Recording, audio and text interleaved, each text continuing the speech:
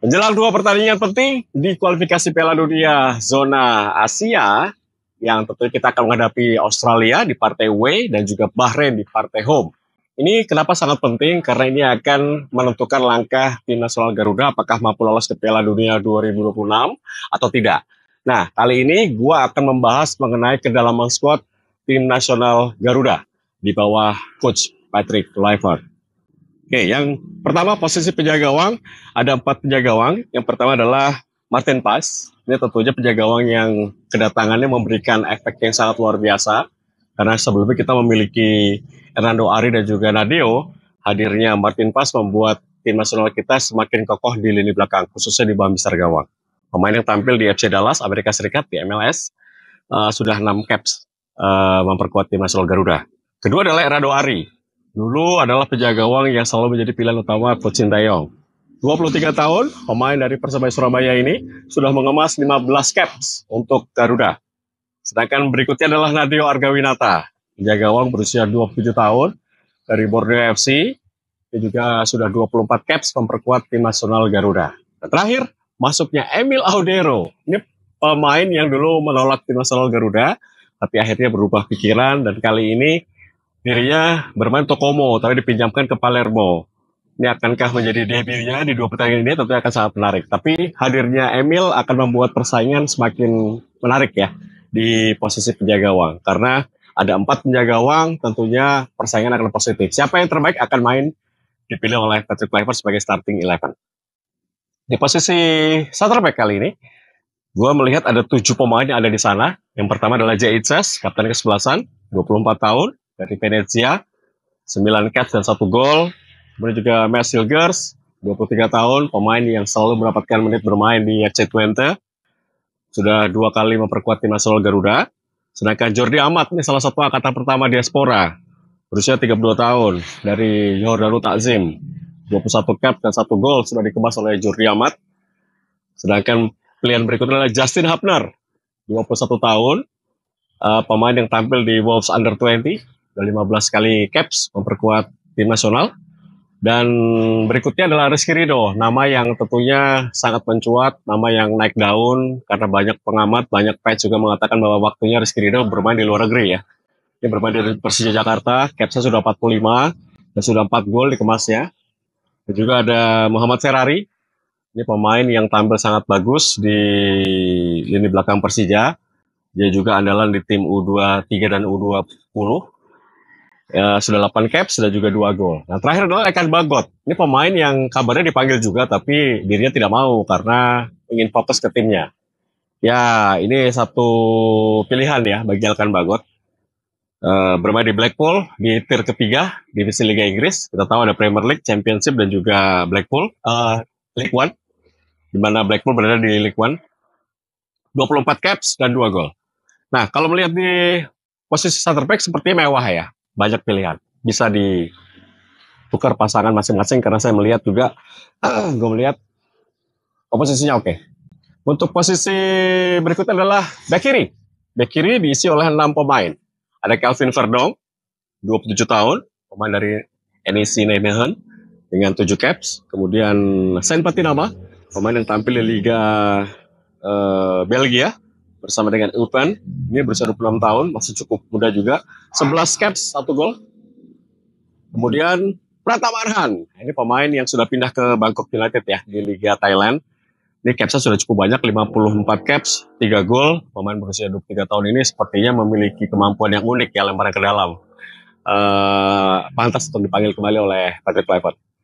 Kemudian Edo Ferdiansyah, back kiri, berusia 27 tahun, dari Persib Bandung.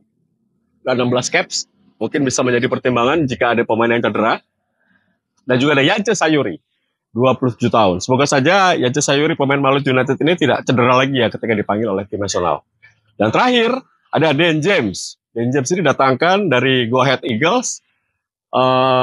Berusia 24 tahun, akan menjadi sebuah persaingan saat ketat untuk posisi inti di posisi back kiri. Tentunya akan bersaing dengan Kelvin Verdong. Itu back kiri. Sedangkan back kanan hanya ada 3 pemain. Ini surplus di back kiri tapi minus di back kanan. Di back kanan ada Sandy Walsh, Kita tahu pemain yang baru tampil di Liga Jepang bersama dengan Yokohama Marinos. Pemain berusia 29 tahun ini salah satu angkatan pertama ya di diaspora Indonesia. 18 caps, 2 gol. Kita tahu juga ada Kevin Dix, pemain di Liga Denmark bersama dengan Copenhagen, berusia 28 tahun yang kabarnya akan pindah ke Borussia Mönchengladbach di musim depan, baru 1 caps. Dan ada Aslani Makualam, vice captain di Timnas Garuda, 25 tahun yang juga bermain di Liga Thailand, Port FC, sudah mengemas 50 caps dan juga 2 gol. Jadi hanya 3 pemain. Ini salah satu posisi yang harus ditambah ya di tim nasional. Sedangkan untuk pemain tengah, midfielder, ada 6 pemain. Ivar Jenner, 21 tahun, dari Jong Utrecht. Ini pemain sangat penting. Sudah 17 caps memperkuat tim Indonesia. Ada Nathan Choeon, pemain dari Swansea City, 23 tahun. Yang memang saat ini jarang mendapatkan menit bermain di klubnya. Ada 11 caps yang sudah dimiliki Nathan Choeon. Kemudian ada Tom Haye, pemain Almere City.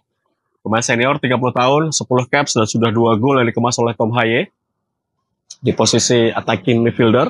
Kemudian ada Marcelino Ferdinand, 20 tahun. Ini pemain yang istimewa ya. Dari U16, U20, U21, U23, senior main semua. Jadi kelompok usia dan juga tim nasional senior sudah dikemas, sudah pernah diperkuat oleh Marcelino Ferdinand. Saat ini bermain di Oxford United. Memang cukup sulit bersaing, tapi kita doakan saja Marcelino terus berkembang di tim reserve, sehingga nanti masuk ke tim utama. 35 caps, 5 gol cetak yang sudah dikemas oleh Marcelino Ferdinand. Juga ada Ricky Kambuaya, 28 tahun. Pemain yang musim ini tampil sangat bagus bersama dengan Dewa United ya. Sudah 40 caps, 5 gol dikemas oleh Ricky Kambuaya. Jadi ada 5 pemain ditambah pemain baru. Joe Pelupesi. Ini pemain yang sudah sangat senior, 31 tahun. Pernah bermain di Sheffield Wednesday, Groningen, juga pernah bermain di beberapa tim Eredivisie. Nah, saat ini bermain di Liga 2-nya Belgia bersama dengan Lommel SK Belgia. Mungkin dirinya dipanggil karena PSSI tidak jadi menaturalisasi Jairo Ritual. Jadi pilihannya akhirnya pada Joe Pelupesi. Ini pemainnya cukup senior, semoga saja menjadi pemimpin di lini tengah ya. Pengalamannya sangat banyak. Oke, posisi berikutnya winger. Ada 5 pemain yang gue pilih. Pertama, Ragnar Oratmangun. Wahaji, ini 27 tahun, bermain di klub Dender, Liga Belgia, 10 caps, 2 gol. Kemudian ada Jakob Sayuri, pemain dari Malut United, 27 tahun, sudah 28 caps, dan juga 3 gol. Ini pemain yang serba bisa memberikan warna di sisi kanan maupun kiri. Kemudian ada Egy Maulana Fikri, yang tampil sangat baik musim ini bersama dengan Dewa United. Pengalamannya juga di Eropa bisa membantu dirinya untuk berkembang kembali di tim nasional. 24 tahun dan sudah 31 caps serta 9 gol dikemas oleh Egy. Berikutnya adalah Witan Sulaiman, 23 tahun dari Persija Jakarta, 49 caps dan juga 9 gol. Dan terakhir tentunya Eliano Reinders, 24 tahun dari PSC Zwolle yang sudah mengemas 1 caps. Nah, itu winger, ada 5 pilihan. Nah, kita akan melihat posisi terakhir adalah striker. Striker murni. Ada 3 pemain. Oleh Romeni, pemain yang diharapkan bisa memberikan satu kenyamanan di posisi depan karena memang puzzle di nomor 9 ini sangat sulit didapatkan di Indonesia. Pemain 24 tahun ini bermain untuk Oxford United. Semoga saja gol kemarin pertamanya di Oxford bisa membuat dirinya tampil gacor nanti di timnas Indonesia. Kemudian ada Rafael Strijk, 21 tahun dari Brisbane Roar. Memang setelah AFF kemarin dirinya tampil tidak impresif di klub, tapi kita harapkan nanti ada motivasi berbeda ketika tampil untuk merah putih. 25 caps, 1 gol. Semoga Rafael Strijk semakin matang di timnas Indonesia. Dan terakhir pilihan saya atau pilihan gue adalah Ramadan Sananta. Ini pemain dari Persis Solo, dulu pernah masuk di era Sintayong tapi keluar masuk. Harapannya besar ya, posturnya bagus. Kita harapkan Ramadan Sananta bisa berkembang bersaing dengan para pemain yang ada di timnas senior saat ini untuk bisa menambah daya gedor di depan. Itu kedalaman skuad yang dimiliki oleh tim nasional Garuda. Apakah sudah cukup? Sepertinya memang kurang ya di beberapa posisi. Khususnya di posisi bek kanan. Jika Sandy Walsh atau Kevin Dix atau Astawi cedera, maka tidak ada pelapis. Dan di Liga 1 belum ada pemain bek kanan yang setara dengan mereka. Jadi kemungkinan untuk naturalisasi atau diaspora di posisi bek kanan itu sangat dibutuhkan. Kemudian untuk posisi midfielder atau central midfielder ini sangat penting karena pilihannya tidak banyak. Kalau di sini melihat mungkin yang asli adalah Ricky Kambuaya dan juga Nathan Choaon ya. Selebihnya adalah defensive midfielder ataukah attacking midfielder. Jadi posisi midfielder penting banget. Dulu ada Mark Locke, tapi Mark Locke saat ini sudah sulit bersaing ya. Jadi tidak dipanggil lagi oleh pelatih tim nasional. Tersisa posisi Ricky Kambuaya yang masih ada di sana. Dan kemudian posisi attacking midfielder mungkin. Karena kita tahu Tom Haye sudah dimakan usia dan juga scrap hanya 60 menit dirinya sudah tidak bisa berlari atau sudah kelelahan. Dengan posisi Marcelino hanya 2 pemain di posisi itu, sedangkan posisi itu adalah posisi yang sangat penting. Jadi dibutuhkan juga ada pelapis di sana. Kita harapkan di kemudian hari akan ada pelapis untuk Tom Haye dan Marcelino di posisi nomor 10. Dan terakhir tentunya striker. Meskipun tadi kita sudah bahas ada Ole, ada Rafa, ada Ramadan Sananta, tapi sepertinya statistik mereka tidak terlalu meyakinkan atau superior di tim nasional.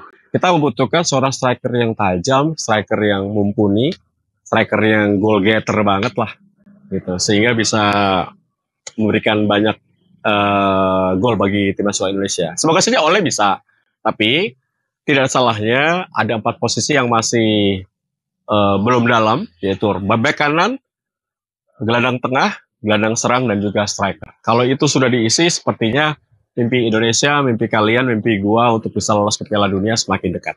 Kita support terus tim nasional Garuda. Semoga kedalaman squad yang gue bahas itu juga memberikan